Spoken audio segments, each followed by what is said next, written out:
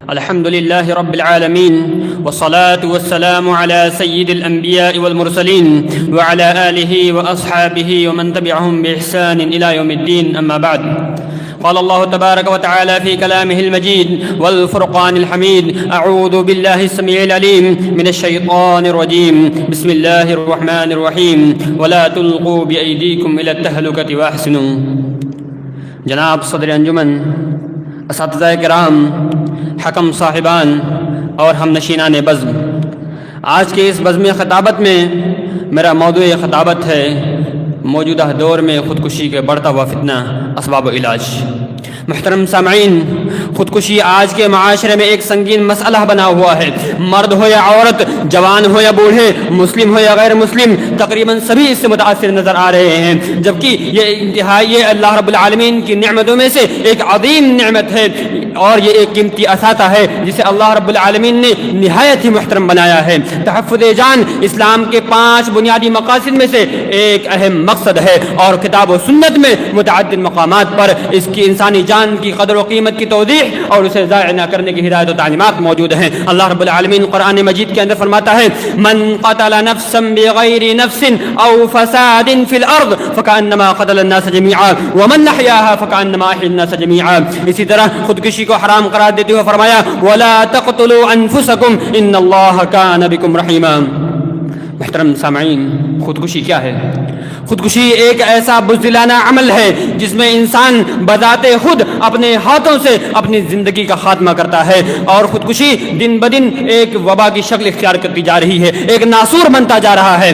اور آئے دن خودکشی کی خبریں اخبارات کی سرخیاں بن رہی ہیں، اور سوشل میڈیا نے تو مزید امکانات یہ پیدا کر دیے ہیں کہ اب خودکشی کرنے والا لائیو آ کر یا ویڈیو بنا کر خودکشی کا دل خراش منظر لوگوں کے سامنے پیش کرتا ہے اور یہ باور کرانے کی کوشش کرتا ہے کہ وہ ایک جرأت مندانہ اقدام کرنے جا رہا ہے.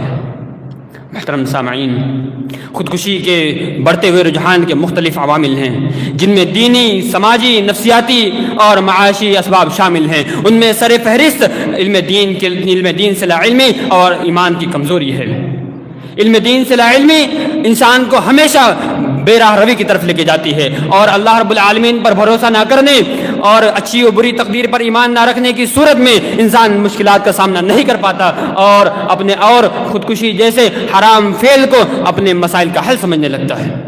محترم سامعین، خودکشی کے اہم ترین اسباب میں سے ایک سبب ذہنی نفسیاتی مسائل کا ہونا ہے. اسی طرح ڈپریشن، انزائٹی اور ذہنی دباؤ اس کی بڑی وجوہات میں شامل ہیں.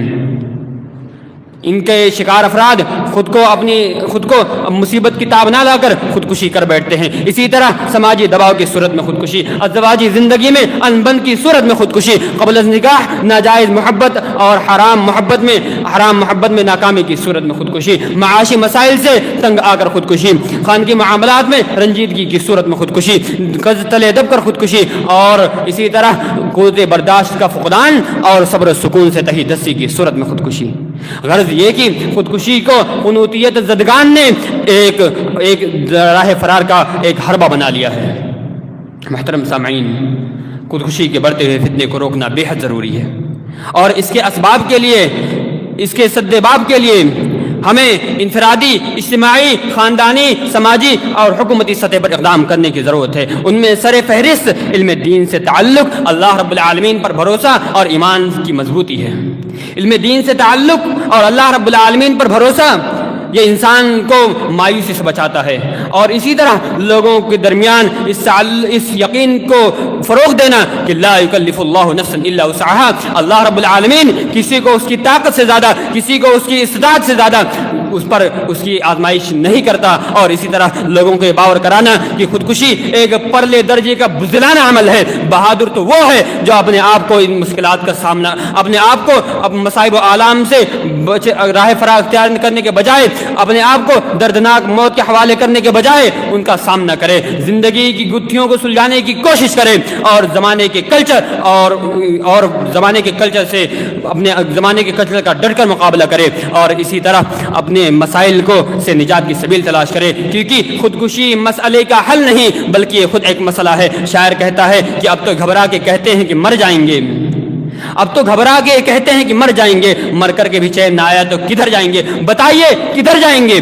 دنیا کا نظام یہ ہے کہ کبھی خوشی کبھی غم، کبھی فرحت و سرور کے لمحات میسر ہوں گے تو کبھی مصیبت و تکلیف کی گھڑیاں، کبھی صحت و تندرستی کی نعمت سے سرفرازی تو کبھی مرض کی لاچاری سے دوچار ہونا پڑے گا۔ اگر انسان یہ سمجھتا ہے کہ میرا جسم میری مرضی، میں جو چاہوں جیسا چاہوں ویسا تصرف کروں، تو ہرگز نہیں، بلکہ یہ جسم یہ جان اللہ رب العالمین کی ایک نعمت ہے، اس کی طرف سے ایک امانت ہے، اور اس میں تصرف کا حق صرف اور صرف اسی کا ہے۔ اگر کوئی اس میں اس کی تصرفات میں دخل اندازی کی کوشش کرے گا تو یہ اس کے لیے مزید سنگین عذاب اور عقاب کا باعث ہوگا۔ اسی طرح سماجی بیداری، دین بیداری، معاشی مسائل کا حل اور معاشی مسائل کا حل، قدر کفاف، اور اسی طرح اور بھی بہت ساری چیزوں کے ذریعے خودکشی کو یا بڑھتے ہوئے فتنے کو روکا جا سکتا ہے۔ لہذا ضرورت اس بات کی ہے کہ ہم دینی تعلیمات، محبت اور ہمدردی سے انفرادی و اجتماعی طور پر خودکشی کا سدباب کریں، اور یقیناً اگر ایسا کریں گے تو یقیناً یہ فتنہ ختم کیا جا سکتا ہے۔ آخر میں دعا ہے کہ اللہ رب العالمین ہم سب کو خودکشی جیسے ناسور سے بچنے کی توفیق عطا فرما، آمین۔ وآخر دعوانا ان الحمد للہ رب العالمین، والسلام علیکم ورحمۃ اللہ وبرکاتہ۔